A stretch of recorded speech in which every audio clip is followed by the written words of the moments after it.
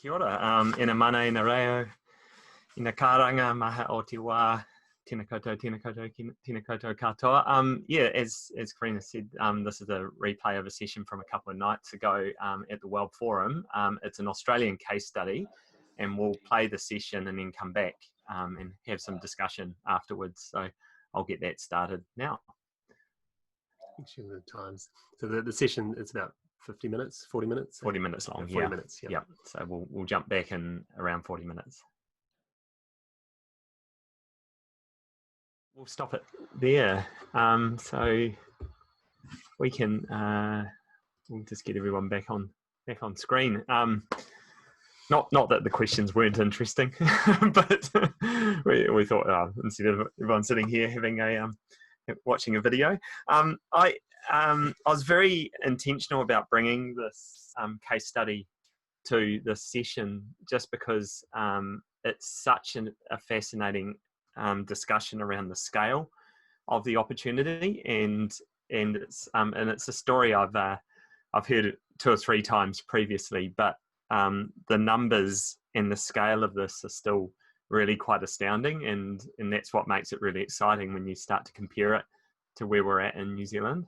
So not only the scale of the project itself, but the scale of the contractor who's stepping into this and has spent 100 million plus over the last 3 years in social procurement, and then the scale of the social enterprise, which I know Matthew was pretty blown away by. You know, an organisation that turns over $20 million is not a small organisation. I think the thing that's amazing about social procurement is how understated everyone is. So you can watch a session like that and you're going, oh yeah, everyone's just so muted with how they tell you this most outrageously incredible stuff. It's just like, oh yeah, we did this thing and it was very cool. Because it's outrageous. So what they said there was this social enterprise outlook. They're saying that they're generating 1 job for every 140 tons of waste that they're recycling, that they're putting through for recycling. Now in New Zealand, our average is 9 jobs per 10,000 tons of waste. So that's 0.2 of a job. So not only are these guys like turning over $20 million and dealing with 100,000 tons of waste. So again, to put that in perspective, I run a couple of waste transfer stations in Maharangi. We've got 14 staff. We're dealing with 2,000 tons of waste. So these guys are dealing with 100,000 per annum. But to achieve that is absolutely incredible. And so, yeah, everyone's so muted, you know, it's like, yeah, we got Outlook to do this thing. But it's like, that's amazing. And no one's doing that at that level. So incredible outcome for John Holland to be able to claim that, and the local government there. Yeah. So first of all, I mean, we can start. So feel free to unmute yourselves, put cameras on. We haven't got a big crowd. So, and is there any questions that people had specifically out of that experience, that case study? Because we've got some reflections we can explore. Yeah, we can talk all day. Don't worry about that. I wonder, Sean, one of the first points that was made, which maybe is not the most exciting of all, because then they talked about more the organizations and how they had to adjust and the challenges ahead, which I thought was really interesting. Yeah. But you know, they talked about the framework originally, and the policy framework and policy platforms, etc., that enabled, you know, such a shift in Australia, or at least in that state of Victoria. Just maybe for the benefit of the participants, like what is the landscape in Aotearoa, New Zealand at the moment in terms of policy, and what are the next steps that you guys are working on? What is the next kind of like thing that we really want to achieve to actually enable social procurement to grow? Yeah, and I think it comes back to that word enable. What's happened in Victoria particularly, and this isn't Australia wide yet either, so we shouldn't get too excited that they've got all this nailed. It's kind of creeping state by state through Australia. But what the Victorian government did was really invest heavily into the policy, but not just the policy. They created the policy, but then they really invested into the government agencies to get them going on this, and that's created these enabling conditions and the mandate for these government agencies to do something. In New Zealand, as a contrast, we have a policy, but we haven't seen the behaviour and the practice change in the government agencies, and nor have we seen an investment into the agencies and the people themselves to actually understand what it is and enable them to do that. So in a way, I think we're still very early on that journey. We're still, in some respects, 1 year into having the change of policy in place, but we're still really very much at the starting line.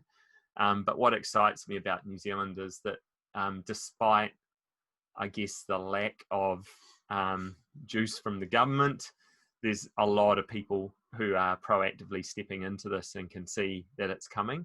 And that is actually very similar to what happened in Australia. There's a lot of, like John Holland's one of those companies that saw a commercial, imperative to do this. They saw that the government was going to go down this path. And that level crossing removal agency that was referred to there is spending a lot of money. And they proactively stepped into that and said, well, we're going to set our own targets if you're not going to set those targets. And then the Level Crossing Removal Authority picked up those targets and started putting them on other projects. So it's not, there's some really interesting contrasts, I guess. And we had, I guess that was one of my I guess reflections and things that I wanted to call out is that, yes, government has a role in this, but government's not the one that does it. And you can see from that conversation that the actual action is not the government itself. Like the government sits here and says, oh, we'd like you to do it. We'd really encourage you to do it. We have a policy. We want you to do it. But the actors who are doing it are the people outside of government. And that's really important to keep in mind because they're the ones who've got to be enabled to do it. They're the ones who've got to be motivated to do it. So that was one of the things that jumped out. So through that sector development program, the Impact Initiative, we're definitely feeding back to government, some of the ways that they could, drive a framework and resource people to really make it happen, other than just putting out a policy. But we're doing that and carrying on anyway. And so, again, that corporate spend is so large in comparison to government spend. So there's massive levers there. But it's also really interesting when you talk to people from government, they're all saying that the most exciting thing is when business picks this up and they're looking for business to pick this up because they're the ones who are going to do it. So that's where, a company like John Holland, the fact that they have adopted this and brought all their competitors along is a real key change in all of this. And it's what everyone's hoping to happen. Are there any questions? Do you have a reflection around the big...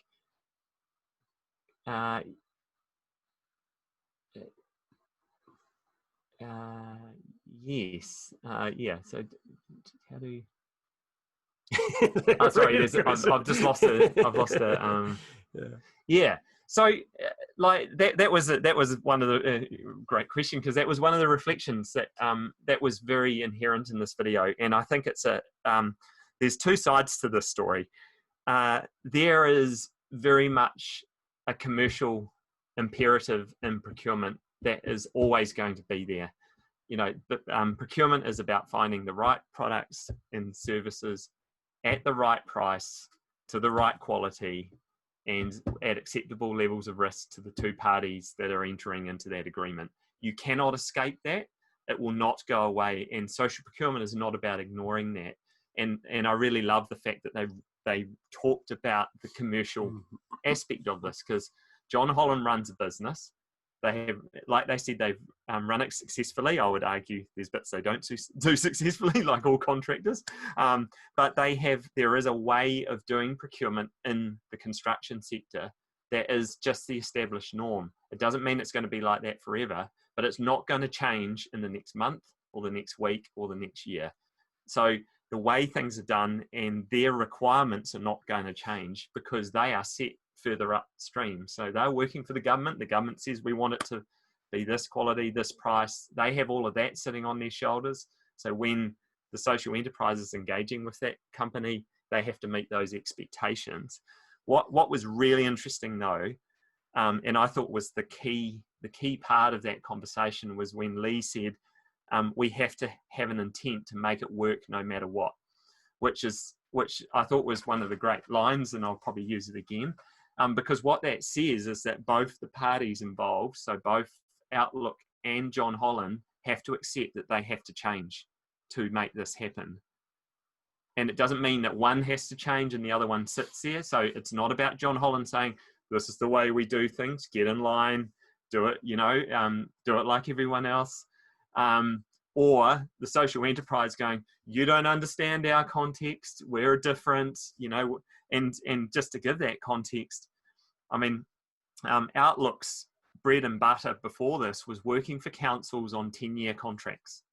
And then all of a sudden they're into the construction sector, which is a completely different way of doing procurement. And Sam, every time you hear him speak, he said, we had to sort our shit out, basically. He said, we had to work out how we're going to do this. We had to understand what they were looking for. We had to change, and we actually had to grow up, because we're no longer competing against other disability enterprises in these, less intense kind of atmospheres or procurement opportunities. They had to go into a very commercial environment, and they had to stand up. So there's not you got to balance both sides of that scale, eh? So you were saying, yep, the companies, are trying to change their procurement practices, but the suppliers need to match it as well. And so it is a commercial environment. You can't, if you're supplying, Outlook is supplying waste services, their health and safety is going to have to be top notch. Yeah. They don't get any passes because they're a social enterprise. You've got to be, and reasonably practical in New Zealand's health and safety, definitions, means that if a big waste company can do it, then the little waste company has to do it as well. Like there's no pass you're either out safe for or you're not. Yeah, Mm. it's either practical or it's not. Yeah.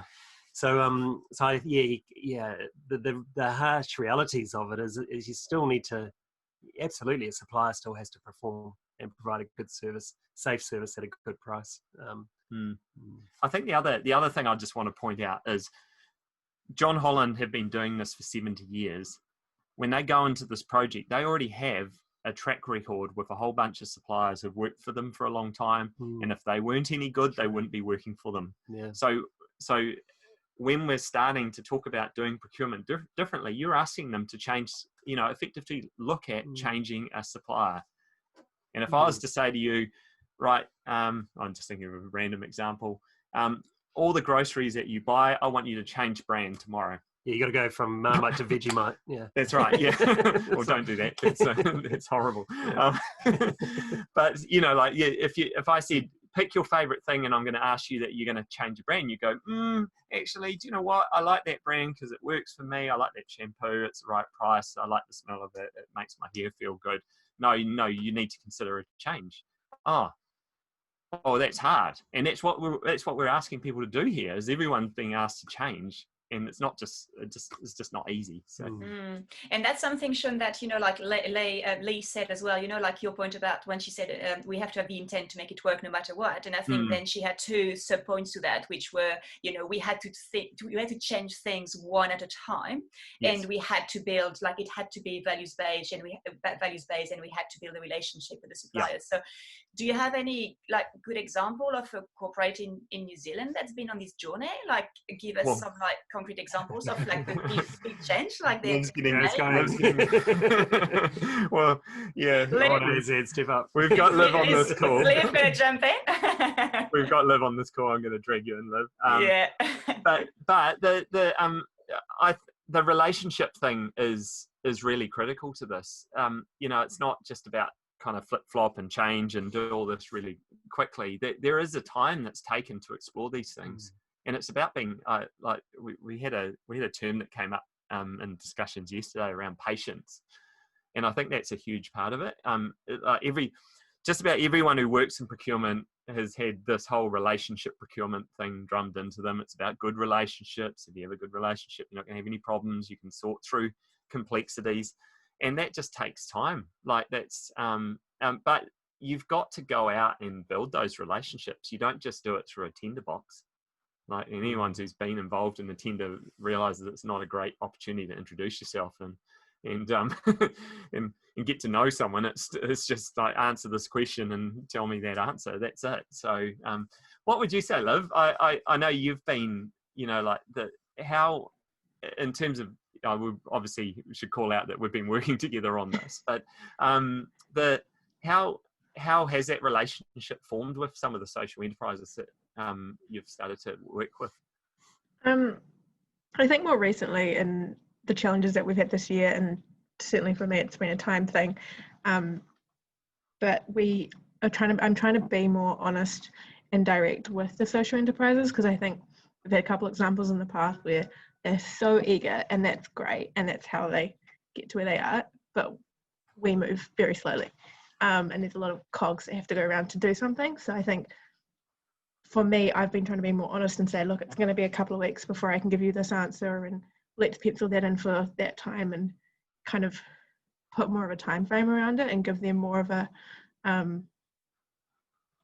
give them more of an idea that it's not going to happen next week. Yeah, I guess. Yeah. So Liv works in the procurement team at ANZ. So just to introduce her. So, but what's been really interesting, and I think is a really great approach, is that it's not about us as an intermediary funneling tens or dozens of suppliers at Liv saying, oh, you should meet this person, see if you like what they do. Like, we've got to know what ANZ buys, and then we can start to say, well, actually, you should think about these guys and have a conversation. And then we get into this process of, do they fit? Is that a real opportunity? And if there is something there, then you go and have that conversation. So yeah, there is a realism, and also a realism about the process that it goes through, because it's not, Liv doesn't hold the decision-making stick on everything. Oh, it's up to me, we'd have heaps. Yeah, that's right. So it'd move a lot faster. But and also the headspace thing, like procurement people are busy all the time. It's like, and especially through this year, there's been a whole lot of other competing challenges. See, there was that guy yesterday in that interview. There was a session yesterday that Sean took, and one of the chaps was saying that it was 3 years sometimes from the starting to form a relationship with a social enterprise to then getting some meaningful work. And John Holland was spending about $40 million over 130 suppliers, so 300,000 on average per supplier. So still, worthwhile, but yeah, that slow burn on some of those relationships. Any other comments or questions? I suppose just building on that. Hi, Josie here from Ākina. Thanks for having me. Look, I watched the session on Tuesday night, and I thought it was pretty fascinating. I suppose, which of our contractors do you think is closest to a John Holland here, or could be in the near future?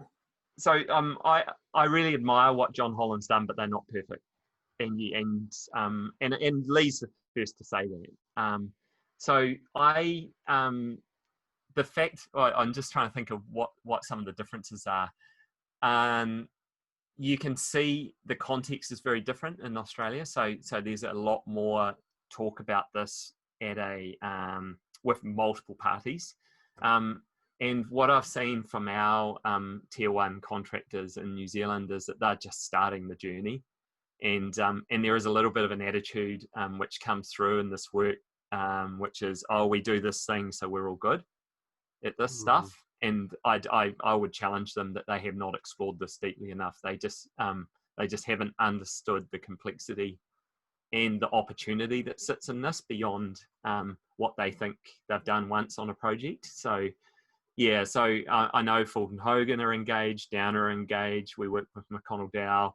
I'd be very surprised if all of them haven't heard this in New Zealand already, particularly the term broader outcomes that's being used by the government. So this is coming, and it's really fascinating that they just haven't seemed to even have reached out to their Australian colleagues, because all of them, I'm continually finding that you connect a New Zealand person to work that's going on inside their company in Australia, and it's all news to them. So they experience the challenges of being a large organisation. But one of the key things that hasn't happened and is starting to happen is, like we've got Liv on the call as an example, but Liv's role is not social procurement specialist, but we are starting to see organisations resource this, and until we see that, we're not going to have any person with the mandate or headspace to actually pick this up and drive it. But all of these organisations will have a sustainability person, an HR team talking about diversity. They have a whole bunch of different parts, but they haven't joined the dots yet, and we're just starting to see that happen.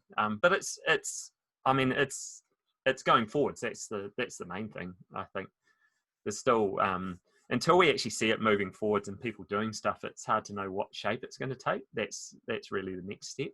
But I'd call BS on anyone that says they're all over it, because they're not. There's no way. So, yeah. Yeah, and of course, I guess from my perspective, and I don't know whether you'll agree with me on this or not. Go for it. I'll put it out there and see. But it seemed to me that if you've got a very large corporate, you'd want to put procurement right in the middle of it, sustainable procurement, social procurement, and then have the other departments orbiting around that. Because if you're getting that stuff right, then it's going to help you with your HR goals of diversity of employment, or it's going to help your finance goals around good price. So it's going to help, supplier diversity for continuity. So, Yeah, and that's again the recognition of what procurement does inside an organisation. Not everyone has a centralised procurement function. It's quite often dispersed across the organisation, which adds another complexity to it. But organisations that do this well already understand that procurement is a strategic function, and therefore they should be part of delivering the organisational strategy, because let's face it, the supply chain is probably the number one cause of impact, positive or negative, that you can, or you actually already have, to be honest. Everything you buy has an impact. Coco, this was on Monday night. It was the first session, I think. Was it the first morning of the forum? Yeah. So, yeah. It's like 8 o'clock or 7 o'clock or something. Yeah.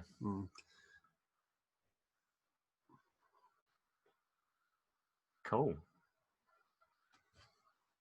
Good past 11. Yeah. Well, if there's no more questions, we'll let people get on with their day. But it's great to have you all here, and thanks for joining us. And hopefully that was interesting. And if there's anything you want to know, just give us a shout, and we can join some dots. But, yeah. Thanks, Sean and Matthew, and thanks everyone for joining us. Hoping that you'll be with us for the rest of the week for the Aotearoa Conversations, and also the big wrap up on Friday to reflect on not only these conversations we've had during the day, but also any sessions you would have attended as part of the Social Enterprise World Forum. So yeah, really looking forward to hearing your thoughts, what has inspired you and what you've learned, and look forward. And also tonight at 7 o'clock, I'm on another session. Not bigging myself up, but we're doing a session with two suppliers, two social enterprise suppliers across Australia and New Zealand, and it should be a really interesting discussion. Two really great social enterprises. And you may want to join at 5 o'clock, because I'll be on as well. You're on every day, Helene. So I'll be opening the forum at 5, and then I'm also excited about the panel I'm facilitating on innovative responses to COVID-19 and the crisis in general. So that's at 6 o'clock. Yeah. And then you stay on for sure too.